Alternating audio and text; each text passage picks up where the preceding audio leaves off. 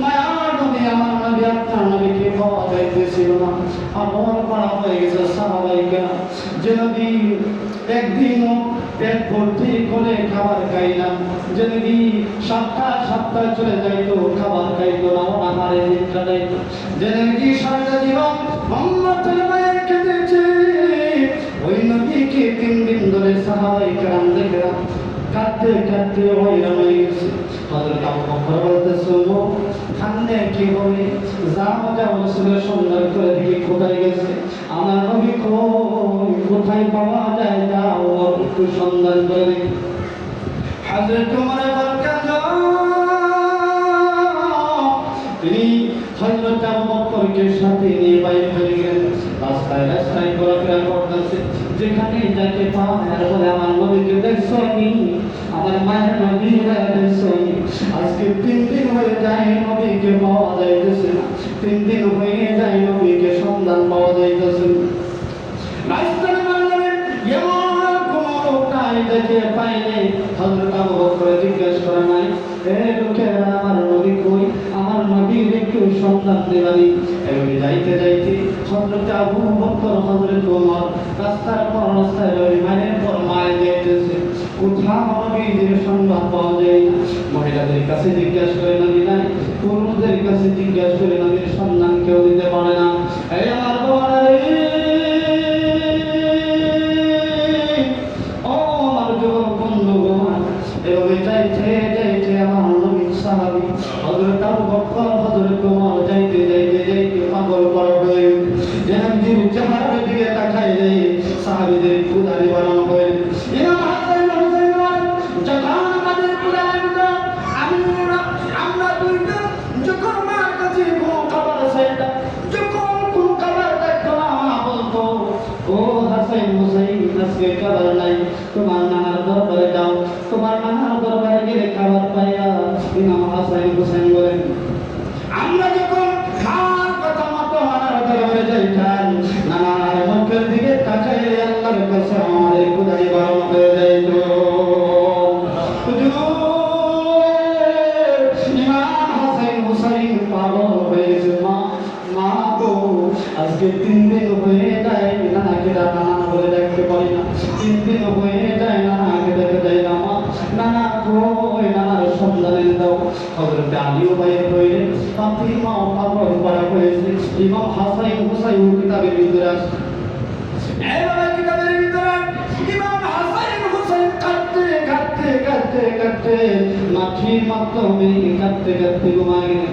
নানা ও নানা, নানা ও নানা কই গেলা, আমাদেরকে কে খাওয়াইবে, আমাদেরকে কে ঘুরাইবে, নানা ও আমাদেরকে কি ঘুরাইয়া দেখাইবে, নানা তোমার পিঠে সরতাম, তোমার পিঠে বসতাম, আজকে 3 দিন কোথায় গেলে নবী। কাঁদতে কাঁদতে ইমাম হাসান হুসাইন এইভাবে ঘুমায় গেলেন।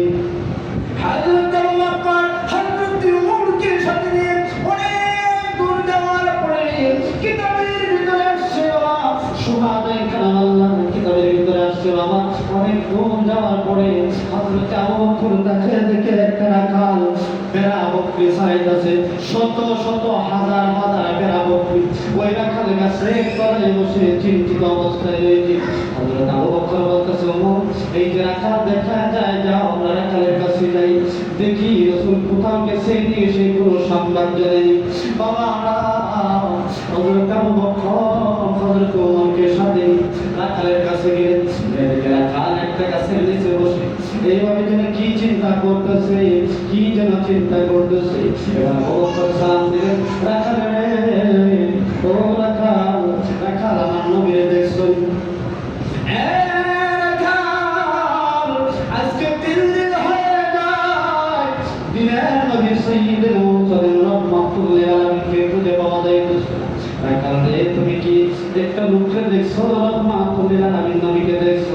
এবার রাখালে বলে, তোমরা খারা রে, আমরা তো তোমাকে চিনি না, আমি তো তোমাদেরকে চিনি না, আমার নাম হযরত আবু বকর, আমার সাথে হযরত ওমর। আজকে 3 দিন হয়ে যায় আমি রাখাল, এখানে আমার বেড়া বকরিগুলো এখানে আমি লালন পালন করি, একটু বিশাল বড় মাঠ, তারা বেড়া বকরিগুলো ঘাস খায়, কিন্তু আজকে 3 দিন হয়ে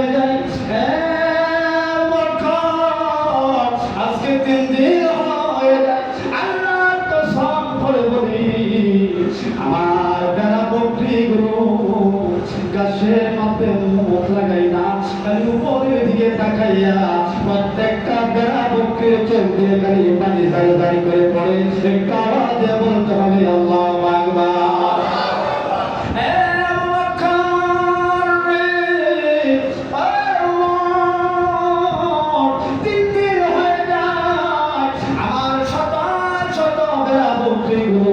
এই পাহাড়ের কিনারার দিকে তাকাইয়া তাকাইয়া কান্নাকাটি খোদার কসম রে, একটা বেড়া বকরি গাছের মাথায় মুখ লাগাই না।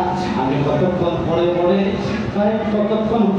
আমি একটা আওয়াজ শুনতে পাই, ইয়া হাবুলি উম্মতি, ইয়া হাবুলি উম্মতি, ইয়া হাবুলি উম্মতি বলে একটা কান্নার আওয়াজে পাহাড়ের পাদদেশ থেকে আসে, পাহাড়ের কাছ থেকে আমার নিকটে আসে।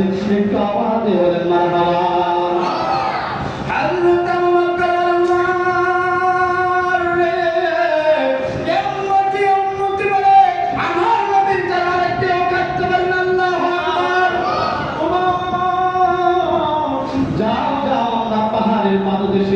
পাহাড়ের কিনারা যায়।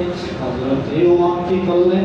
হযরত আবু বকর ওমরকে সাথে নিয়ে গেল পাহাড়ের পাদদেশে এমন একটা গুহায়। বাবা, কোনোদিন কোনো মানুষে কোনো পা দেয় নাই, কোনোদিন কোনো মানুষ এখানে যায় নাই, কোনোদিন কোনো মানুষ এখানে অবস্থান করেন নাই। যেমন একটা নির্জন জায়গায় বাবা, হযরত আবু বকর একটু কি মেরে দেয়, একটু কি মেরে দেখে রাহমাতুল লিল আলামিন সাজদায় পড়ে ইয়া হাবুলি উম্মতি বলে কাঁদতেছে। আল্লাহু আকবার বলে।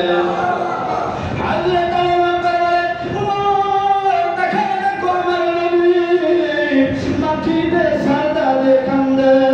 হযরত আবু বকর নবীর পাশে গিয়া করুণ সুরে আবু বকর ডাকতেন, নবী গো, ও মায়ের নবী, মাথা ওঠা, মাথা ওঠা। আবু বকর ডাকতেছে, আমার নবী, আপনার নবী, মাথা ওঠাই।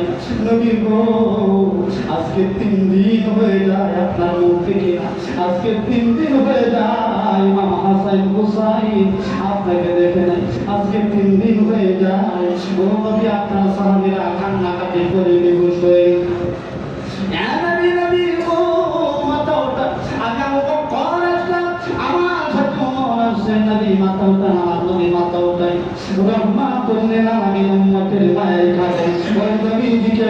আমাদের দরকার আছে না?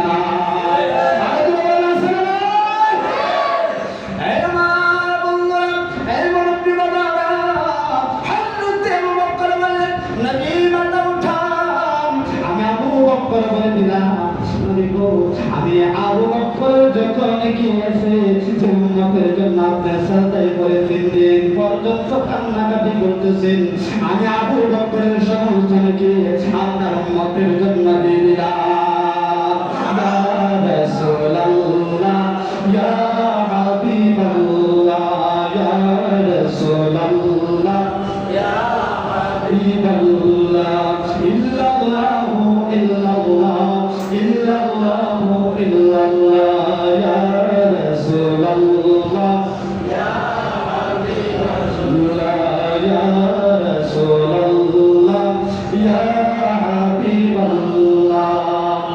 বাবা আমার, এই জন্য সাইয়্যিদুল মুরসালিন রাহমাতুল লিল আলামিন কিতাবের ভিতরে আসছে, আশুরার দিনে যদি কেউ কোরআনের একটা আয়াত তেলাওয়াত করে, একটা আয়াত তেলাওয়াত করলে তার আমলনামায় আল্লাহ হাবিব বলেছেন 3 পারা কোরআন শরীফের সওয়াব তার আমলনামায় দেওয়া হয়।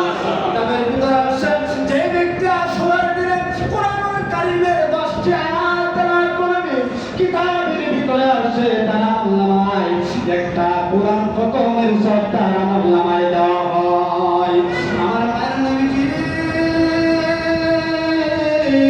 হায়াতুল নবী জিন্দায় বলেন মোহতারামে, আশুরার দিনে যদি কেউ দেখে, আমি নবী বলে দিলাম তার বিগত বছরের সমস্ত গুনাহগুলো আশুরা রোজার বিনিময়ে আল্লাহ তাকে মাফ করে দেন।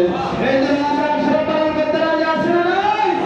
আরেকজন রাজি আছি না নাই?